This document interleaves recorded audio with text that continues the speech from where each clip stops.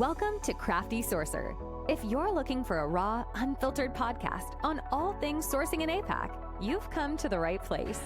Grab a coffee or wine and join your host and other guests as we dive deep into the complex and ever-evolving world of sourcing, keeping you informed on insights, tools, and even at times, a healthy sourcing debate or two.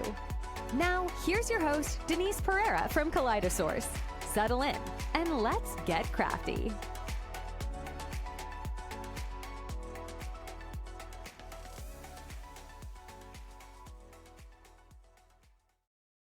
Hi everyone, we are back with another episode of Crafty Sourcer.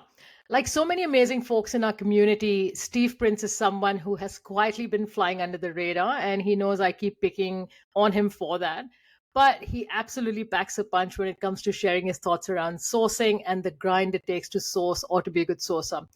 We are going to be touching on a few themes here within certain topics that are crucial but also controversial. So we're going to get into it. Let's get crafty. Steve, welcome. Thank you so much, Denise. It is a genuine pleasure to be here. Thank you.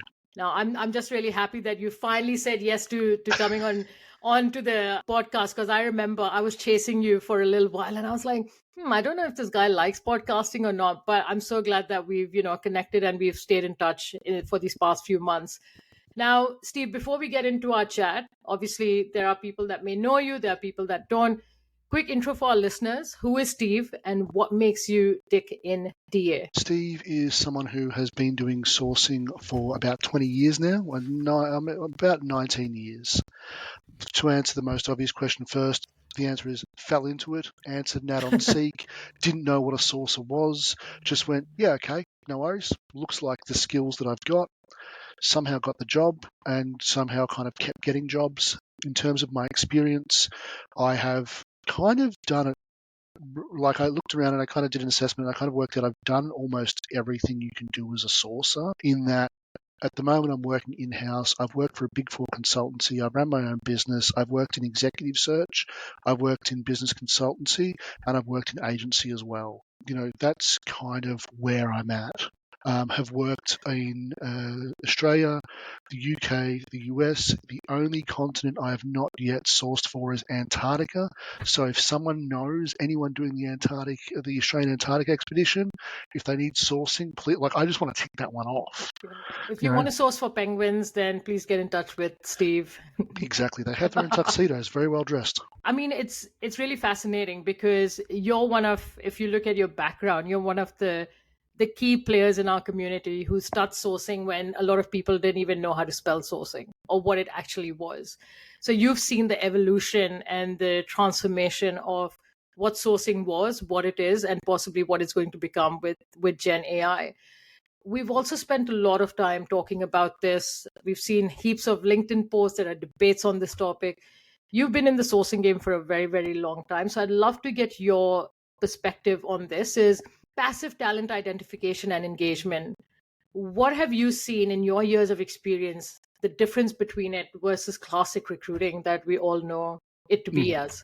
So first of all, for those of you who are in audio, as Denise was giving me that very kind rap, I was just sitting here blushing and couldn't really, kind of blanked out. But to answer the question, there's two sides to it. One is, if we look at what I've seen, I came up in 2004. 2005, I think it was. Someone can correct me by looking at my LinkedIn, absolutely. And that was before LinkedIn really had hit Australia. I think I joined in about October 2005. So the key aspect of this is what I'm getting towards is when I started in the industry and sourcing, it was very much around personal relationships. It was very much around making phone calls. It was what we come to know as the dark arts. And I'm not necessarily talking about Voldemort, but what I am talking about is, you'd call a company and be like, hi, I'm hosting a function and I'd love to talk to your head of sales. Yeah. And can I get the spelling for that, please? Okay, great, thanks. And then you kind of go from there. So it was very much phone dependent. Then we moved to LinkedIn, and from about 2005 to about 2007, we had a really weird situation where people kind of were on LinkedIn, but didn't really appreciate that people would actually contact them.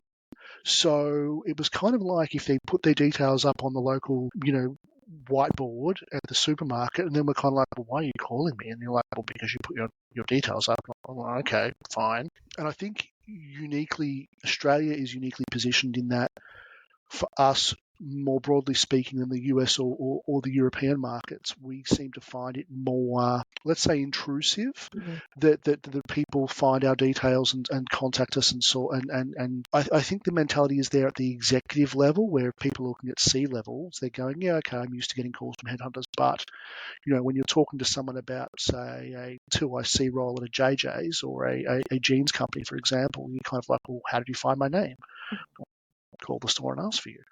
So that's that bracket. And then we noticed that it kind of slides into LinkedIn becoming more accepted, much like we saw during that time. I mean, this is why everyone's great aunt is on Facebook posting memes about how the government's going to take away their cash or something like that. It's very much structured around acceptance. So we kind of breach the wall of resistance, then we get to acceptance. Now, the exciting thing about the industry, we're seeing the post-LinkedIn world happen, and it's playing out on LinkedIn, which is, to your point, the conversation around generative AI.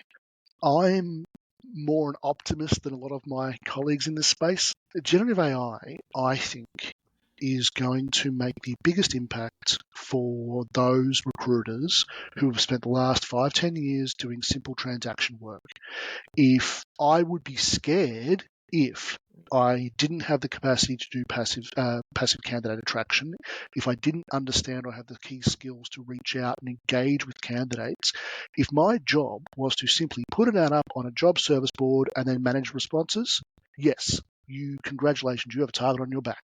Be scared. Fear should not be the driver, though. The opportunity is learn. The opportunity is get to grips with the AI.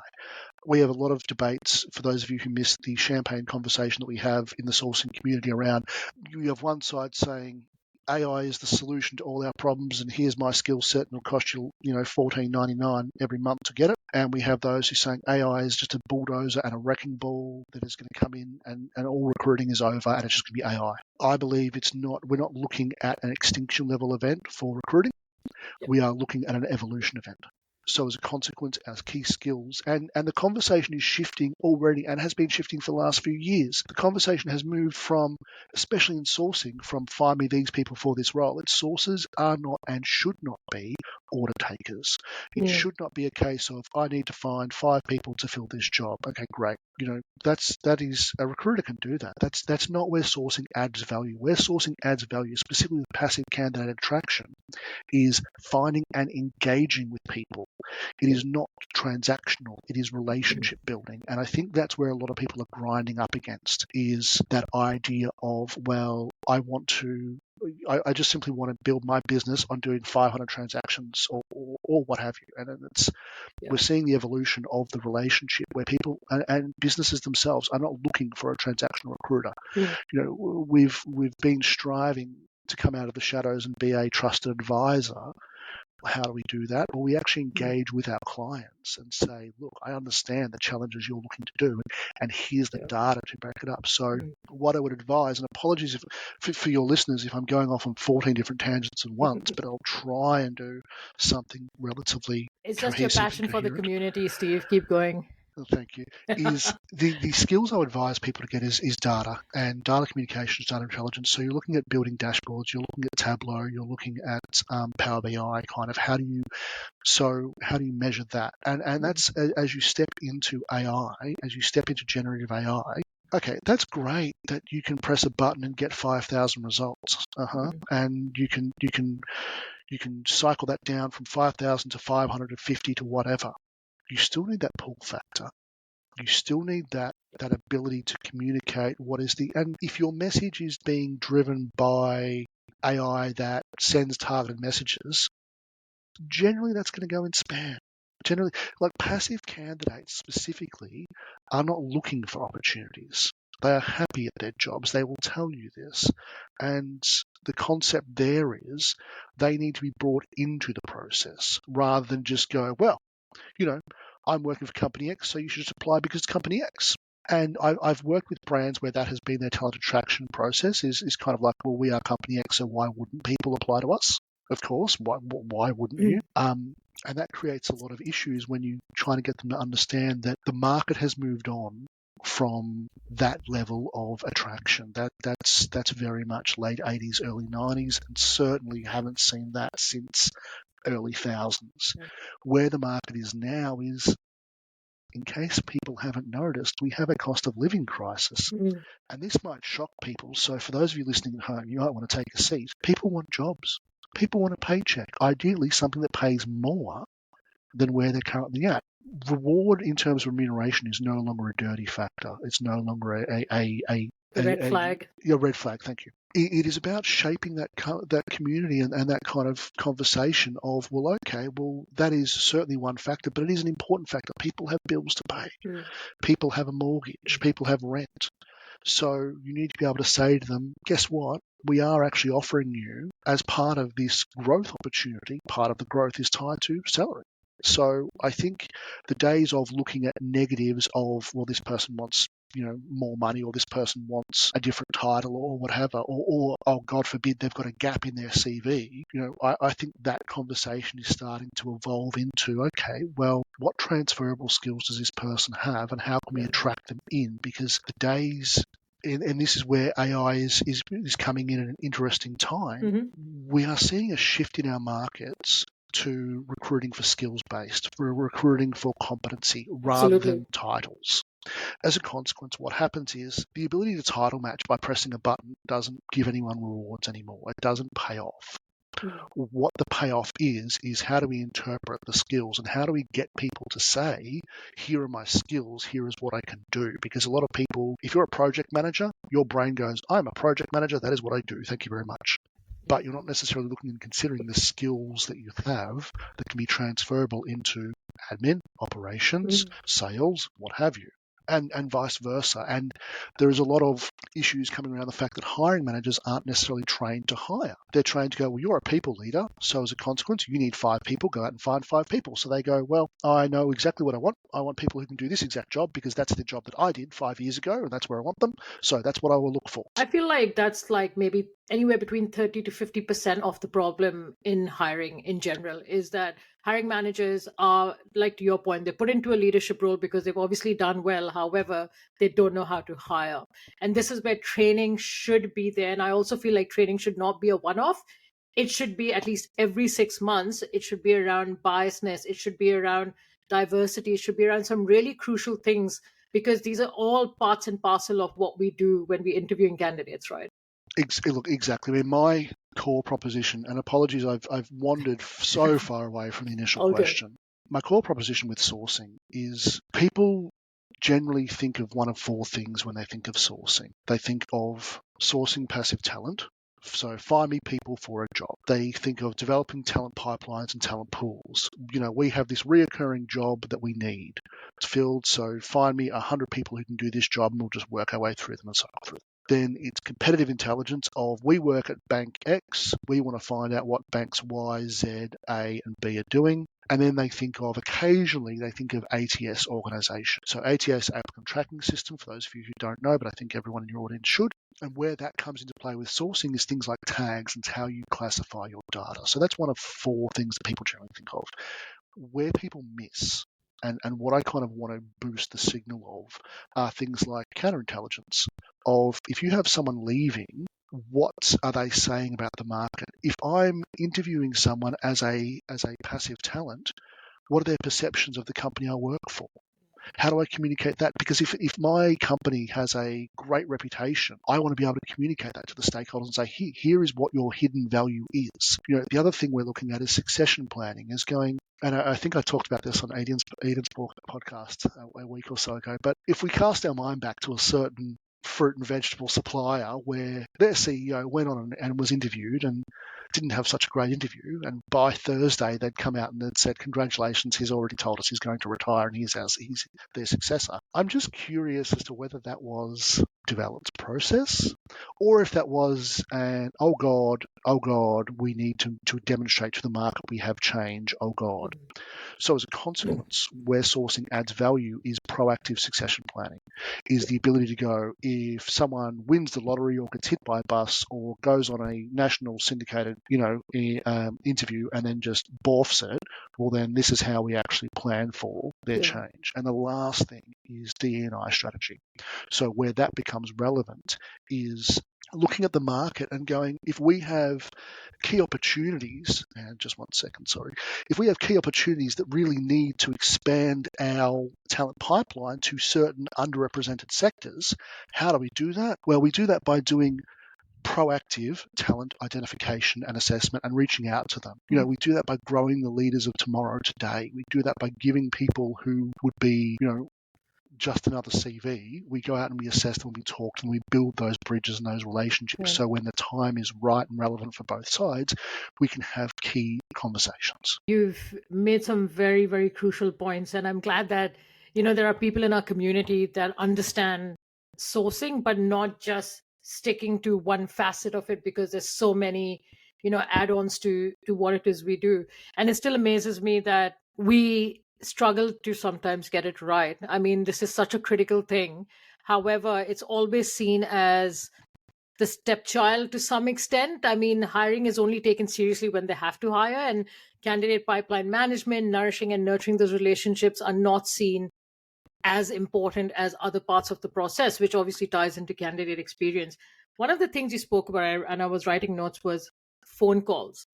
And yes, I've been in agency, but I've been more an internal recruiter. And I don't know why people always have this concept or this thought process that picking up the phone is a very agency thing to do. No, it's not. You want to still get onto a phone. If you're using tools like Hire Easy, which gives you both contact details, email and phone numbers, how quick do you want a response back? Do you want to pick up the phone and get a yes or no from them? Or do you want to just send out 50 emails in hopes that, 20 are going to reply back and you're going to take them to the process and make a hire from that? I don't know why nowadays I've heard and I've seen and I've had conversations with people who are like, yeah, I don't think I want to pick up the phone and give them a call. I'll send them an email. Why are we not diversifying our platforms and channels to engage with people as well? That was one thing that came out. The other thing that also you said about was the evolution of AI. And the ones who are skeptics, and it's okay to be skeptical, will run from it, but also be curious about it, because it is here. It's not going to take our jobs or whatever people are saying, but how can we actually embrace it and be part and parcel of this evolution that's happening? So if I looked into my crystal ball, I can pretty much predict what's going to happen with AI. Feel free to absolutely carpet me in 12 months' time when I'm wildly wrong. Netflix is the answer. And by this, what I mean is, let me expand, is that what happened is we saw something come out that totally revolutionized the industry. And then once people worked out how to make a profit off it, it immediately segmented. And that's why we all have 17 different apps now that only have certain select shows. So I think how that's going to manifest in sourcing is going to be, and I think I post this on someone else's thing, I'm like, if you wanted to do this particular service, congratulations, you have to use this particular AI.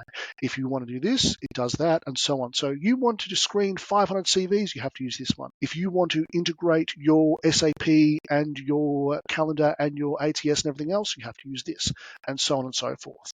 I think what it absolutely is going to do will be to segment and really splinter, and we're not going to see one. And this is why I genuinely do not believe that AI will be the death of recruiting. I think it will be an evolution of recruiting. I think the people who will be most exposed to the death will be those people who simply view it as transactional and simply work in high volume roles that can be automated. Yeah. There is an absolute exposure risk there. And to them, I would say, broaden your skill set. Look to move internally. Look to influence with data rather than just putting an ad up going, all right, great, here's 10 responses. Great, that's my pipeline. It's shifting the conversation. And I think also the other thing is and returning a little bit, is to your point about the phone calls, how we've kind of come to this point. I always ask myself two questions when I'm presenting. You always imagine that your stakeholder is going to ask one of two things. One, and And two, so what? What I'm saying is if you're talking to a stakeholder and you go, I've sent out 50 emails, and just imagine going, and so what? Like, what's next? What's your plan? I worked for a really great agency a while back, and one of the founders, and his point was, hope is not a plan. It's not enough just to fling out messages and then go, well, I've contacted 50 people. My KPI was contact 50 people. Good on me. I've done my KPI. Job done. Feet up. No problems. We have a bias in the industry because we use things like LinkedIn, etc. for so long. We're so used to it. We're used to sending emails. We're used to just going, great, I've sent you an email, so I'm waiting for your response. Not everyone is used to replying to them. Not everyone sees all the messages. Not everyone is as responsive. So what I would advise people to do in that regard is absolutely send out emails, but then call reception or call their mobile or what have you, and then go, hey, I'm just following up on my email. Did you get it? Did you want to talk? A quick no is better than a nothing. 100% agree with you. And look, it's always good to put the ball in the candidate's court. Like, if you have their contact details, maybe send them a text message, ask them, when is a good time to connect with them, or do they prefer getting an email? Always give them that option as well.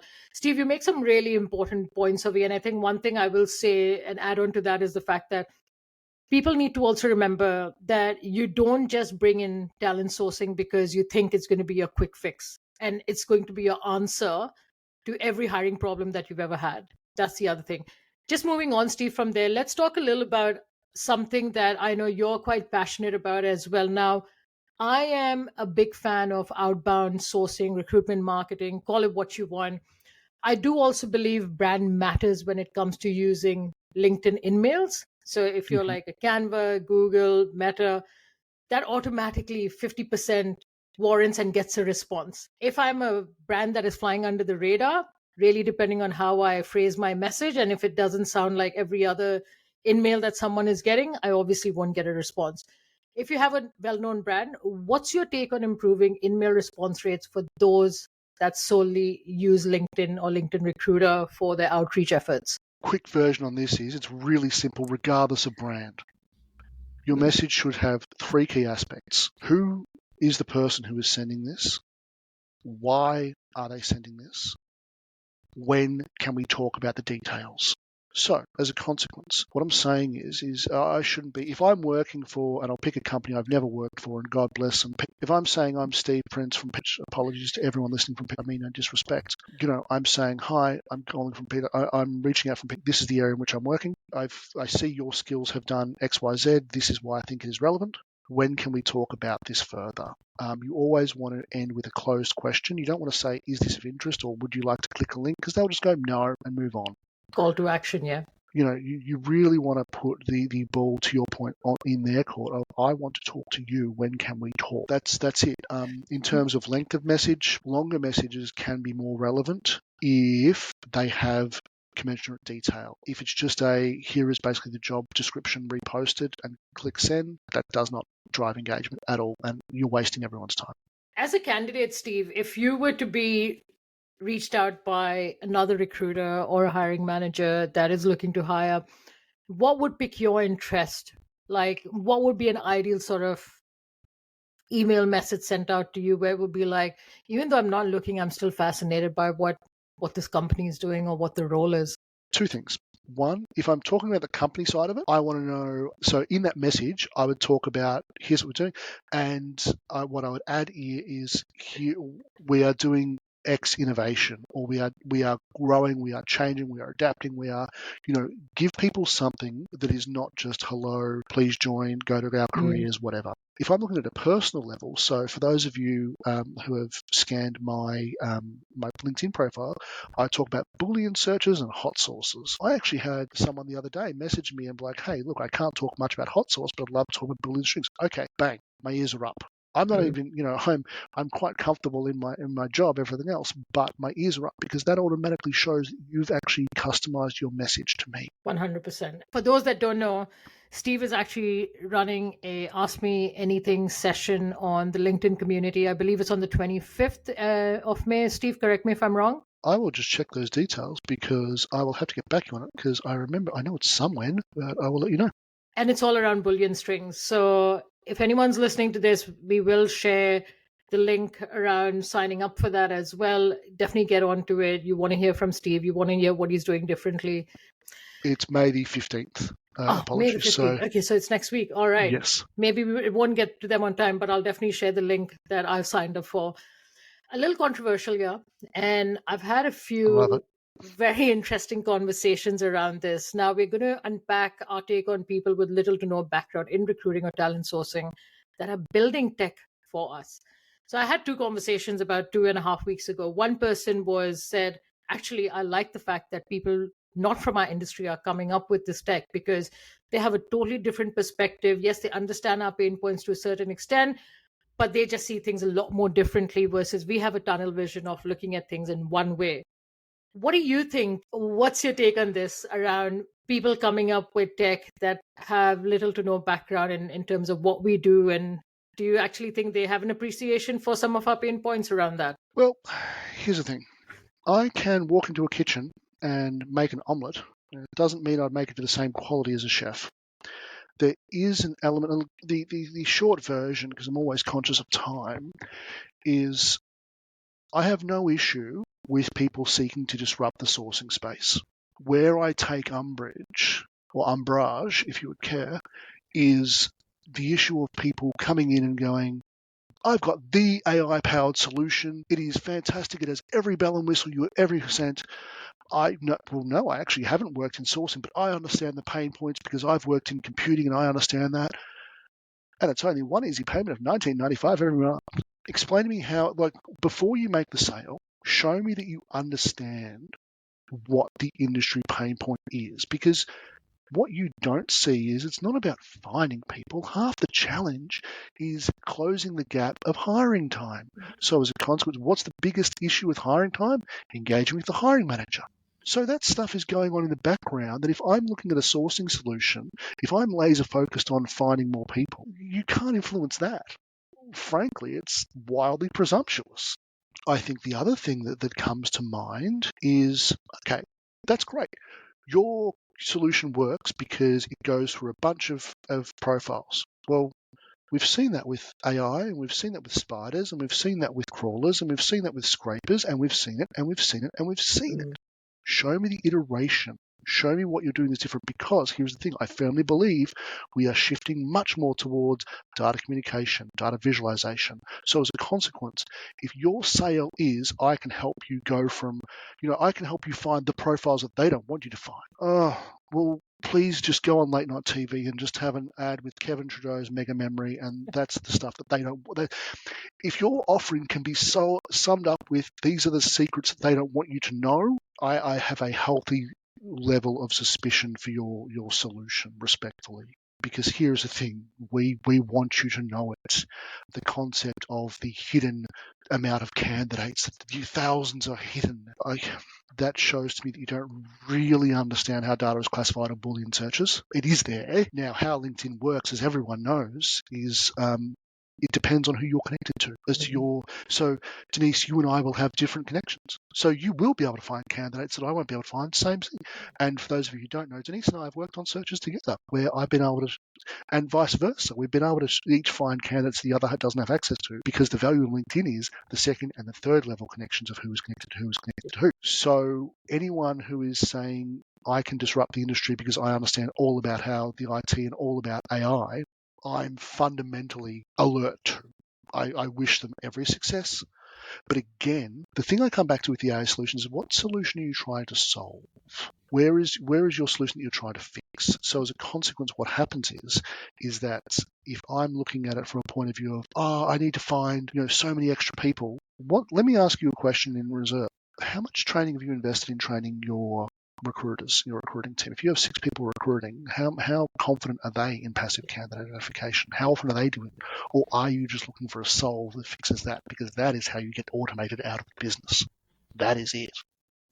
That's so true, Steve. And on the flip side of that, and I love this conversation we're having, because obviously there are some things that people will listen to and be like, I haven't thought of it like that. Or, I actually don't agree. I'm kind of on the fence about what you're saying. And that's good. We want people to listen to this, go to Steve, ask questions, come to me, ask questions, put your questions in the comments. Around the tech side of things, which is one piece of tool or tech that you are using right now that you're really fascinated with and you feel like people in our TA community or sourcing community should absolutely give it a whirl? I knew you'd ask this question, and I have and here's the thing: I have a wildly controversial approach to this, as I do with most things. You know what?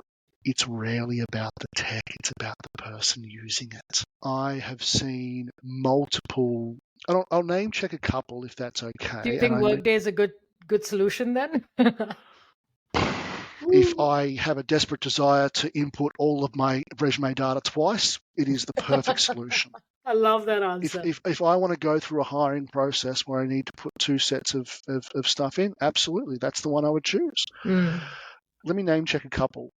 Things like Lucia, for example. Things like Rocket Reach. I love Rocket Reach. Your results may vary.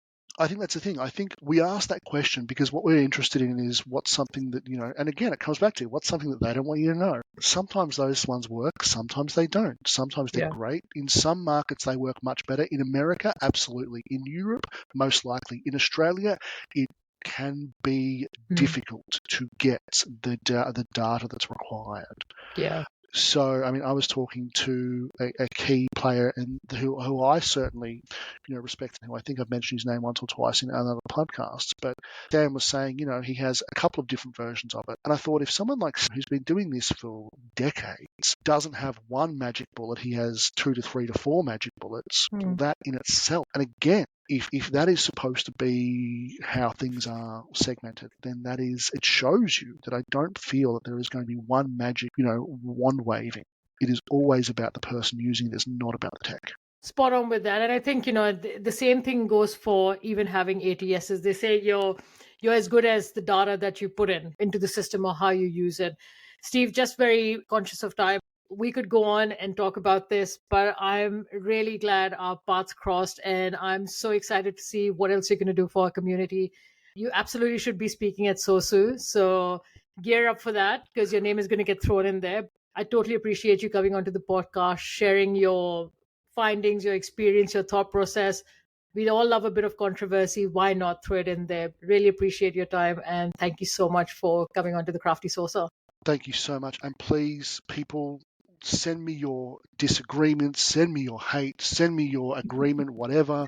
I'm on LinkedIn. You should all know how to find me. I'm sure Denise will put all my profile links in, but absolutely, I love having discussions like this. So thank you so much. And he will not block you. I can promise you that. He definitely won't. He's always geared up for a good discussion. So once again, Steve, thank you so much. And everyone stay crafty. Thank you so much. Thanks for tuning in to this week's episode. And we'll be back next week with another exciting episode. If you found this valuable, don't forget to subscribe and leave us a review. That helps others find the show, and we greatly appreciate it. Once again, happy sourcing and stay crafty. Until next time.